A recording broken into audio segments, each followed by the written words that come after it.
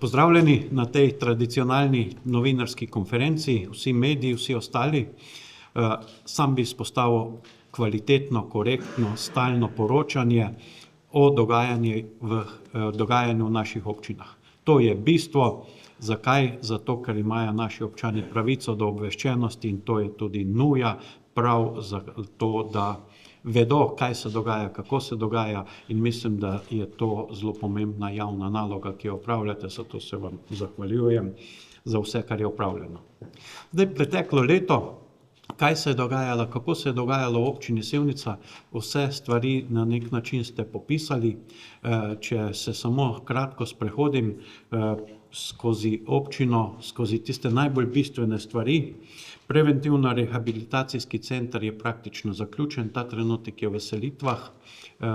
Nekako se zdravstveni dom seli v ta prostor, zelo pomembno za napredek zdravstvene dejavnosti v Sevnici, in za leto 2026 in 2027 predvidena gradnja in ureditev satelitskega urgentnega centra ter tudi pristajališča za helikopter.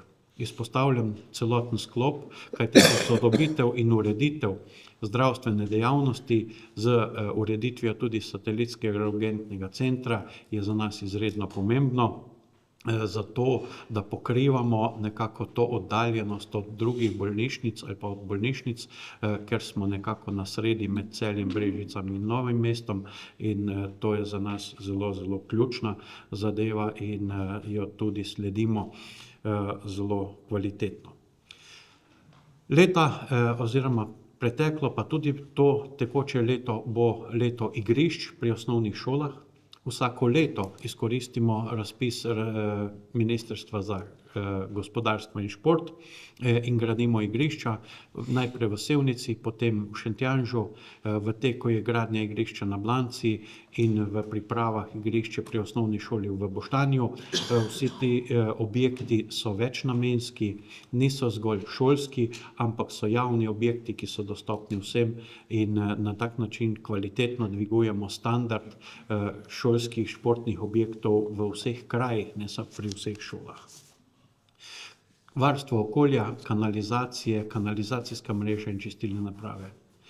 V delu dograjujemo kanalizacije tam, kjer so že bile urejene, jih zaključujemo, to je na Studencu, pa v Sevnici, Boštanju in na nekaterih drugih območjih z manjšimi ureditvami. Celovita ureditev pa je stekla v preteklem letu v Loki pri Zidanem mostu z novo rastlinsko čistilno napravo in s primarno kanalizacijo, v letu 2026 pa sledi priključevanje na to kanalizacijsko omrežje.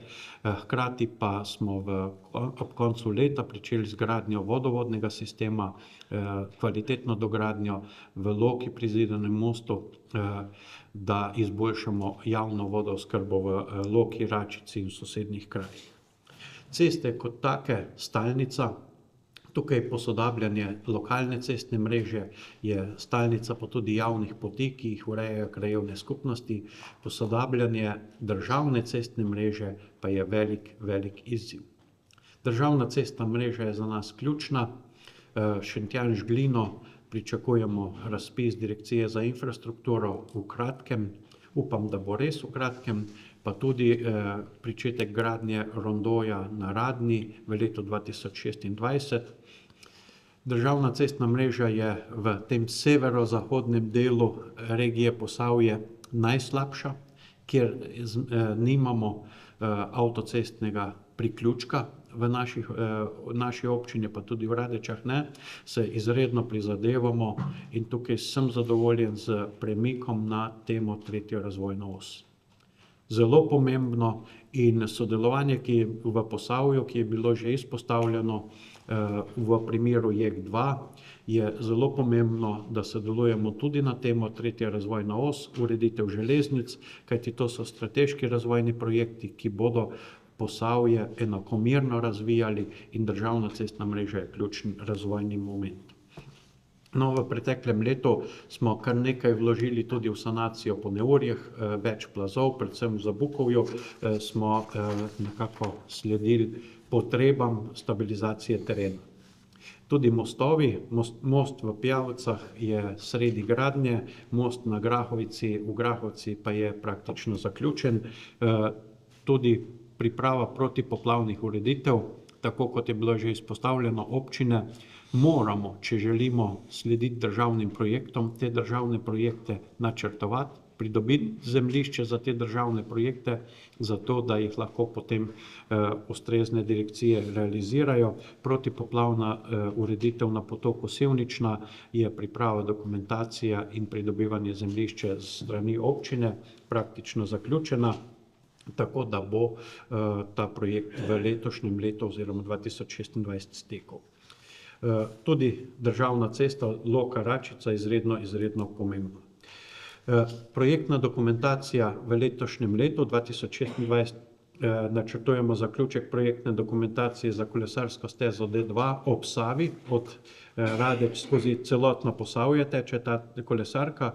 V Sevnici jo načrtujemo na celotni dolžini in računam in verjamem, prepričan sem, da bomo našli konsenz z Direkcijo Republike Slovenije za vode o dobrem poteku te kolesarske steze, ne samo v naši občini, tudi v sosednjih občinah, kajti linijski objekt ne more potekati brez povezave z ostalim. Veliko smo spreminjali prostorski načrt, smo v zaključni fazi spremembe občinskega prostorskega načrta in manjših sprememb občinskih podrobnih prostorskih načrtov, ki omogočajo gradnje.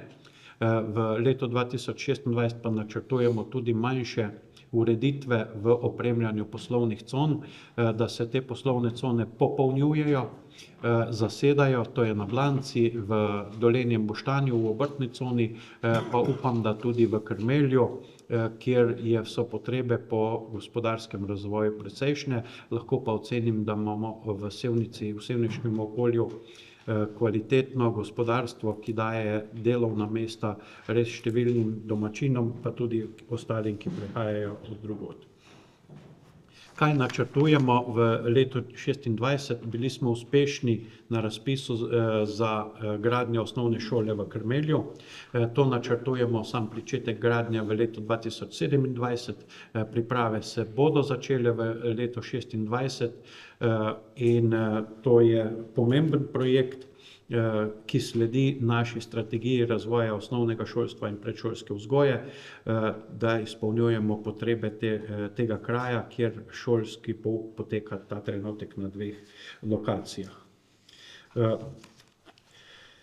Sedaj, kar nekaj je tudi tistih aktivnosti, ki niso tako neposredno infrastrukturne.